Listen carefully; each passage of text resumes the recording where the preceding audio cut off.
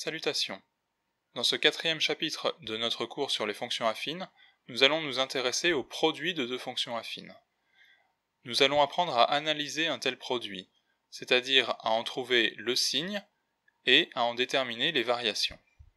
On va travailler avec la fonction f, qui est donnée par la formule suivante, f de x égale 3x plus 6, facteur de 2 moins 7x. Alors cette fonction n'est pas une fonction affine, ça on le reconnaît bien. Par contre, on peut voir que chacun des facteurs de ce produit, donc chaque expression qui est dans les parenthèses, est de la forme d'une fonction affine. 3x plus 6, c'est une fonction affine, et 2 moins 7x, c'est une fonction affine aussi. On va donc créer deux fonctions, u de x, qui est égal à 3x plus 6, et v de x qui est égal à 2 moins 7x. De cette façon, on peut définir f de x comme étant le produit de ces deux fonctions.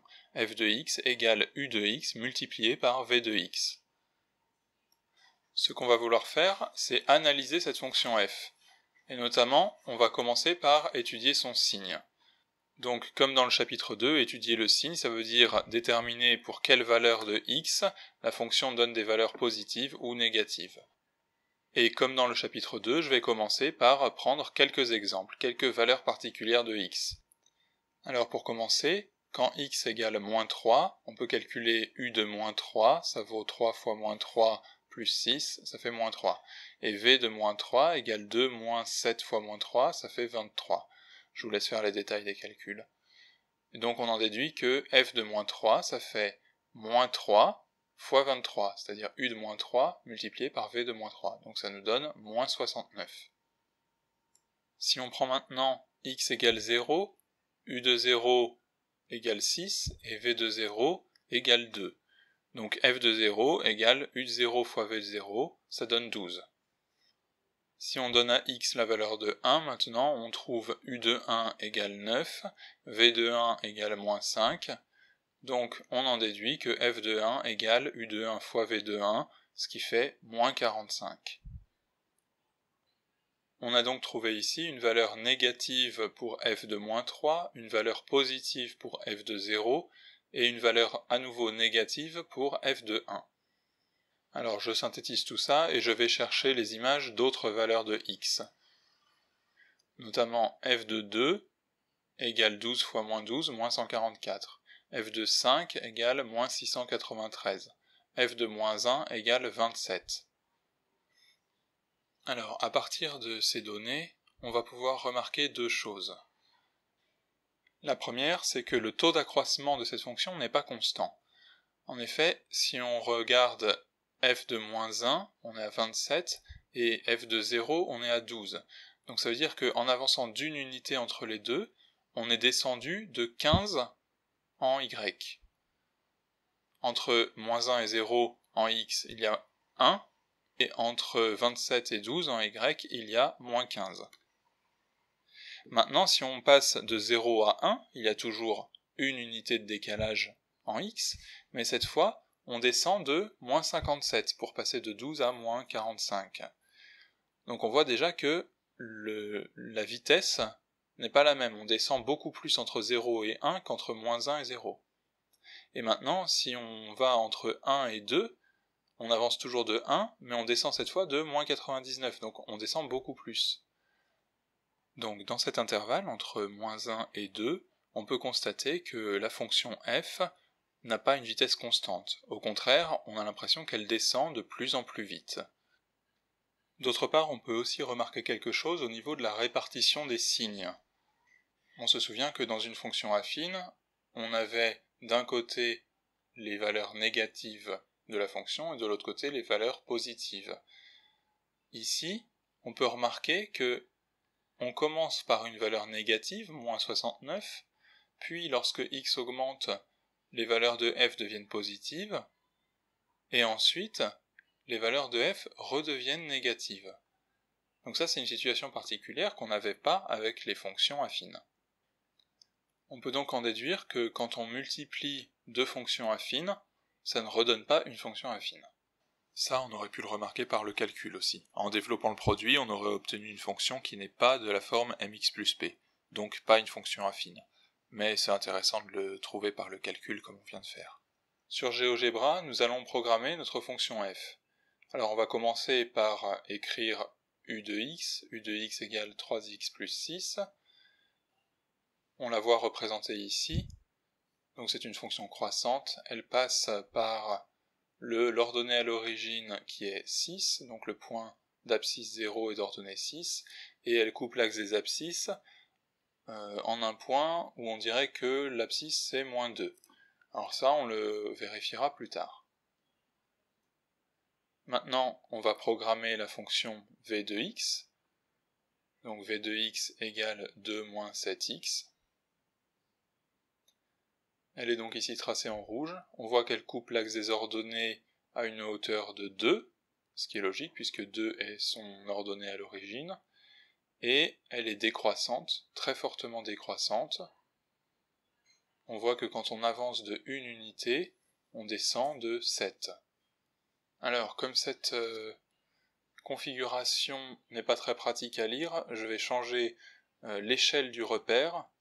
Donc je la mets à 1/5. Ça veut dire que une unité en abscisse correspond à 5 unités en ordonnée, mais ça ne change pas l'analyse qu'on va faire de nos fonctions. Ce sont toujours les mêmes fonctions affines, simplement elles paraissent un peu plus aplaties pour faciliter la lecture. Alors comment ça fonctionne ? Eh bien si on prend par exemple x égale 0, on a une valeur pour v de 0, on a une valeur aussi pour u de 0, et si on multiplie ces deux valeurs, on va trouver, quelque part par là, la valeur de f de 0. Alors je vais matérialiser tout ça, je programme une variable que j'appelle a, mais ça n'a pas d'importance. Elle va prendre plusieurs valeurs, et je vais placer un point sur la droite représentative de la fonction u, qui a pour abscisse cette variable. Et je place un point sur la droite représentative de la fonction v, qui a la même abscisse. Alors ici, on voit ici l'emplacement du point A qui est sur la droite bleue de la fonction U et l'emplacement du point B qui est sur la droite rouge de la fonction V. Ils sont à la verticale l'un de l'autre et ils ont tous les deux pour abscisse 0. Et si je fais varier ma variable, donc l'abscisse de ces points varie. Mais ils restent tous les deux chacun sur leur droite et tous les deux à la verticale de la même abscisse. Alors maintenant je vais placer un autre point qui a toujours la même abscisse, mais dont l'ordonnée sera le produit des ordonnées des deux autres points. Donc, son ordonnée vaudra u de x fois v de x. Donc on les voit tous les trois là. Je change la couleur pour que le point soit plus visible. Donc là, si je fais varier la valeur de x, on voit le déplacement de mon point rouge. On le voit monter et redescendre. On peut se demander pourquoi il a un tel comportement. Alors, si on se place par exemple dans une situation, voilà, comme celle-là, on peut voir que le point A a une ordonnée positive, tandis que le point B a une ordonnée négative. Donc si on multiplie un nombre positif par un nombre négatif, ça donne du négatif. Au contraire ici, les deux nombres sont positifs, donc le point C est également positif. Et dans toute cette partie-là aussi. A et B ont des ordonnées positives, donc C a une ordonnée positive, puisqu'il est leur produit. Et si je vais de l'autre côté, ici, je vois que le point A est négatif, le point B est positif, donc ça me donne un produit négatif. Donc ça c'est la règle des signes pour un produit, que vous devez connaître.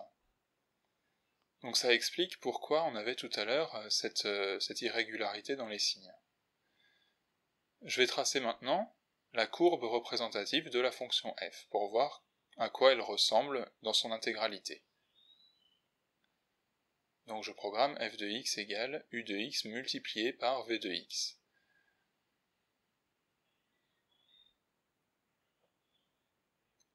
Alors on voit apparaître la courbe de la fonction f. Cette forme s'appelle une parabole. Elle est caractéristique des fonctions qu'on appelle polynômes de degré 2, et qui sont notamment les produits de deux fonctions affines. Alors cette courbe, on voit qu'elle monte d'abord très vite, puis elle monte de plus en plus lentement, elle arrive à un sommet, puis elle redescend, d'abord lentement, et avec une vitesse qui augmente. Et alors si on va voir ce qui se passe un peu plus bas, on constate qu'elle continue à descendre et à descendre de chaque côté, et de plus en plus vite.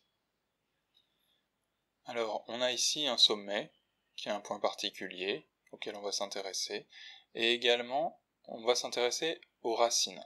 Alors ici on a la première racine, qui est le point d'intersection avec l'axe des abscisses. D'un côté, la courbe est négative, puis ici, elle est positive, et on a une deuxième racine, et de l'autre côté, la courbe est de nouveau négative. Donc en fait, sur toute cette partie-là, pour toutes ces valeurs de x, on a des valeurs positives pour v et négatives pour u, ce qui donne un f négatif, et de l'autre côté, pareil, on a un f négatif parce qu'on a des valeurs positives pour u cette fois et négatives pour v. Et ici, au milieu, entre les deux racines, on voit que la courbe admet un sommet. Donc en fait, la fonction u admet des valeurs positives, la fonction v admet des valeurs positives, donc leur produit est positif. C'est pour ça qu'on a cette courbe au-dessus de l'axe des abscisses. Alors ce qui va nous intéresser, ça va être de déterminer ces deux racines. Ici, on a à peu près moins 2, et de l'autre côté, on a à peu près 0,2, 0,3, c'est difficile à dire précisément, donc c'est ce qu'on va chercher à déterminer par le calcul. On remarque aussi que ces deux valeurs de x particulières sont les racines de la fonction f, l'endroit où la parabole coupe l'axe des abscisses, mais c'est aussi les racines de chacune des deux fonctions affines. C'est l'endroit où la droite bleue coupe l'axe des abscisses, et l'endroit où la droite rouge coupe l'axe des abscisses. Et donc ce sont ces valeurs qui déterminent le changement de signe de la fonction f. Donc on va maintenant essayer de trouver ces deux valeurs particulières de x. Alors pour ça, il va nous suffire d'essayer de résoudre les équations u de x égale 0 et v de x égale 0. Commençons par la première. Si je remplace u de x par son expression, 3x plus 6 égale 0, je peux résoudre 3x égale moins 6, donc x égale moins 6 sur 3, ça fait moins 2.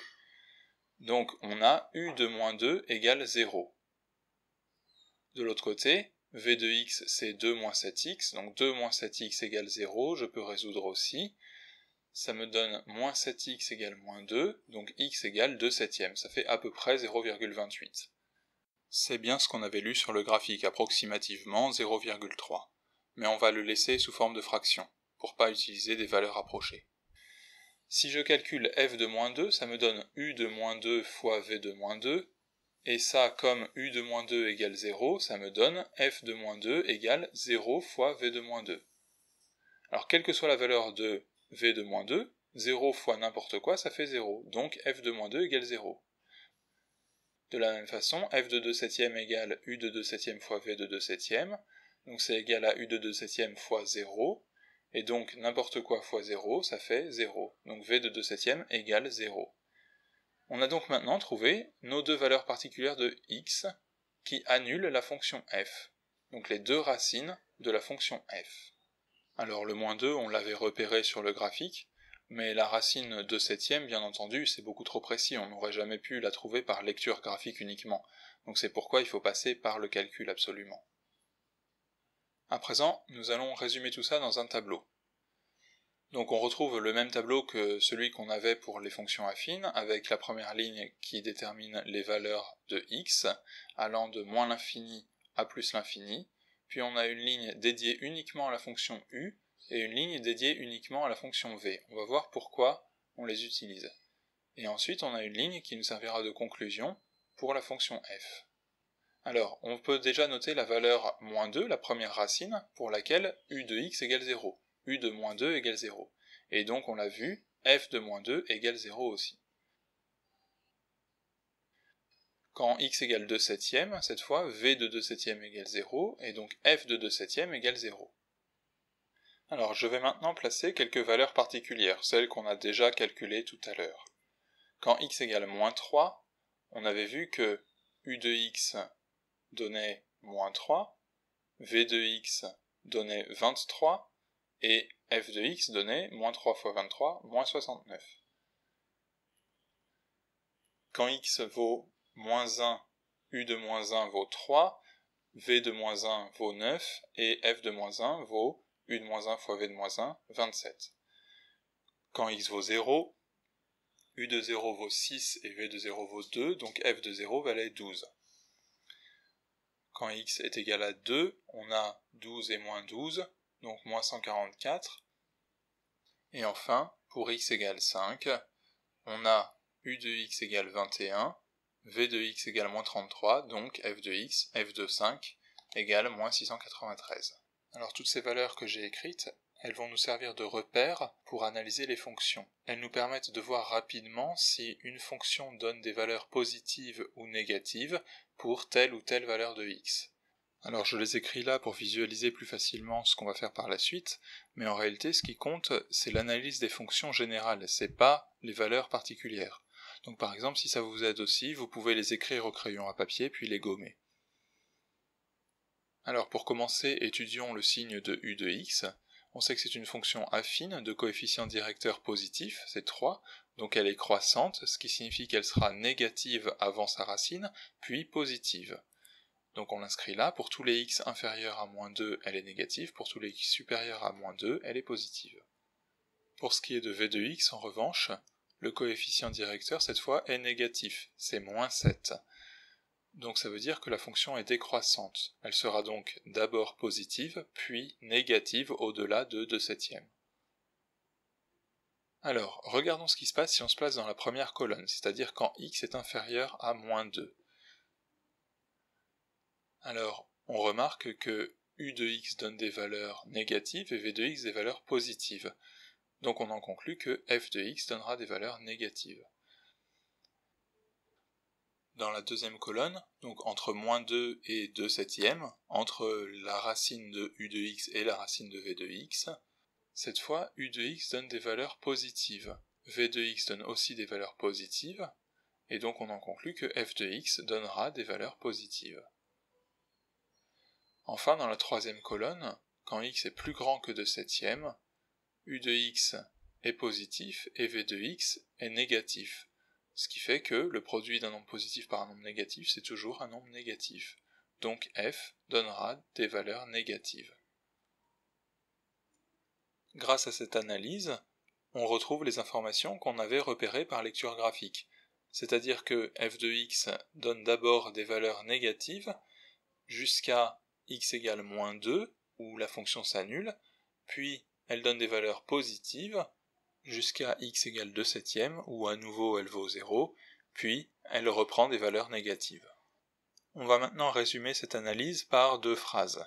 On va dire d'abord que f de x est négatif quand x appartient à l'intervalle moins l'infini moins 2, union 2/7 plus l'infini, c'est-à-dire quand x est plus petit que 2 ou plus grand que 2/7. Et, d'autre part, f de x est positif quand x appartient à l'intervalle moins 2, 2/7. Quand vous écrivez ça, faites bien attention à utiliser des crochets ouverts ou fermés bien comme il faut. Continuons notre analyse. On va maintenant étudier les variations de la fonction f. Pour ça, j'ai rajouté une ligne dans mon tableau dans laquelle je vais inscrire le sens de variation. On va donc inscrire que la fonction f est d'abord croissante, puis elle est décroissante. Alors normalement, il faudrait aussi trouver le point particulier, le x particulier, pour lequel la fonction atteint ce sommet. Mais ça, c'est pas quelque chose qu'on va voir ici, ce sera dans le chapitre sur les polynômes. On a donc ici un tableau complet dans lequel on a synthétisé l'étude des signes et des variations de la fonction f, produit de deux fonctions affines. On va maintenant rapidement réaliser la même chose pour une deuxième fonction.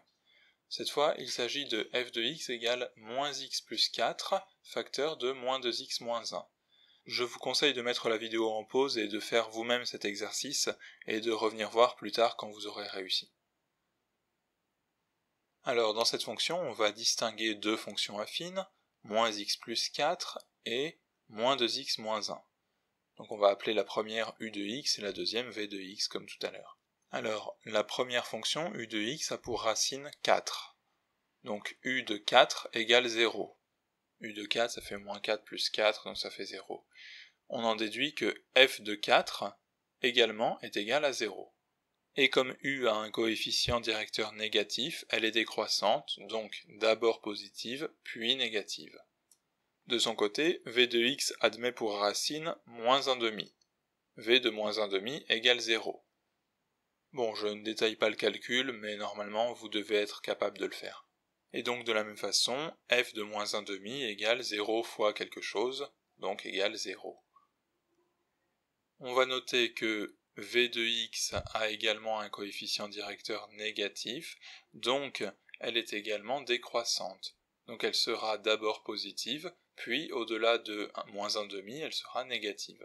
Et donc on va pouvoir, par déduction, dire que quand x est plus petit que moins 1/2, f de x est le produit d'un nombre positif par un nombre positif, donc il est positif. Quand x est entre moins 1/2 et 4, on a le produit d'un nombre positif par un nombre négatif, ce qui donne un nombre négatif. Et quand x est plus grand que 4, on multiplie deux nombres négatifs entre eux, ce qui donne à nouveau une valeur positive. On étudie maintenant les variations de f. C'est très logique, quand elle passe de positif à négatif, elle est décroissante, et quand elle passe de négatif à positif, elle est croissante. Alors on peut se demander ce qui produit ce sens de variation. Tout à l'heure on avait une fonction d'abord croissante puis décroissante, et maintenant c'est l'inverse. Comment ça se fait? Eh bien en fait, tout dépend du sens de variation des fonctions affines que l'on multiplie entre elles. Donc on va aller voir ça sur GeoGebra tout de suite. Voilà, on retrouve ici la première fonction que l'on avait tout à l'heure, où on multiplie 3x plus 6 par 2 moins 7x. Alors on avait une fonction croissante multipliée par une fonction décroissante, et ça nous donnait une courbe, une parabole comme celle-là, en forme de montagne, ou de grimace. Elle est ouverte vers le bas. Et donc cette fonction résultante est d'abord croissante, puis décroissante. Alors je vais maintenant effacer ces fonctions et afficher les deux autres fonctions affines dont on vient d'étudier le produit, moins x plus 4 et moins 2x moins 1. On voit que ce sont deux fonctions décroissantes. Voilà, elles sont toutes les deux en descente, l'une un peu plus fort que l'autre. Et si j'affiche maintenant la parabole résultante, on voit que c'est une fonction qui est cette fois orientée vers le haut. Elle est en forme de sourire. Autrement dit, elle est d'abord décroissante puis croissante. Et alors, comment ça se fait? Eh bien en fait, tout dépend du sens de variation des deux fonctions affines, comme je disais. Ici on a deux fonctions décroissantes, ce qui fait que, à gauche de la première racine, elles sont toutes les deux positives. Donc on multiplie deux nombres positifs entre eux, ce qui va donner un nombre positif. Quand x égale moins 2, par exemple, on multiplie deux nombres positifs entre eux, donc ça donne un positif. L'opposé, quand x est plus grand que la deuxième racine, les deux fonctions affines ont des valeurs négatives, ce qui donne un produit positif.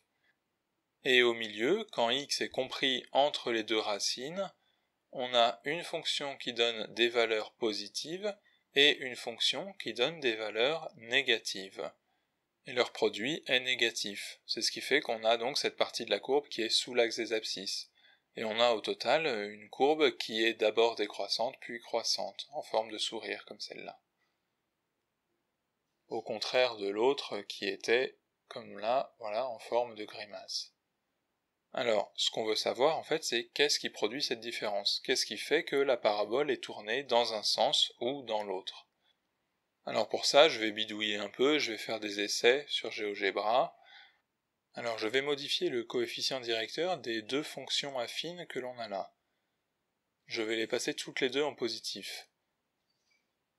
Donc ça nous donne deux fonctions croissantes, toutes les deux. Et la résultante, leur produit, c'est là encore une parabole tournée vers le haut, comme tout à l'heure quand elles étaient toutes les deux décroissantes. Donc en fait, ce qu'il faut comprendre, c'est que quand on a deux fonctions croissantes ou deux fonctions décroissantes et qu'on les multiplie entre elles, ça donnera toujours une parabole tournée vers le haut. Alors que lorsqu'on a une fonction croissante et une fonction décroissante, comme c'était le cas tout à l'heure, voilà, comme je l'affiche maintenant, si on multiplie ces deux fonctions de sens opposé entre elles, eh bien ça nous donne une parabole tournée vers le bas. Et la raison pour ça, c'est simplement ce que je viens d'expliquer sur le produit de nombres positifs ou négatifs ou un de chaque. Alors, comme d'habitude, je vous conseille de venir vous-même sur GeoGebra, de faire des essais, de programmer des fonctions, les multiplier entre elles, changer les coefficients directeurs, changer leurs données à l'origine et voir ce que ça donne. Ça va vous aider à comprendre comment ça marche et en fait à vous approprier toutes ces notions que l'on vient de voir.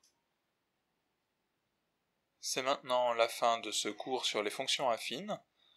Je vous conseille comme d'habitude de refaire des exercices par vous-même, de vous fixer des fonctions et de les étudier, tracer des fonctions à la main, programmez-en sur l'ordinateur, en bref, cherchez à comprendre. Sur ce, moi je vous laisse et je vous donne rendez-vous pour un prochain cours.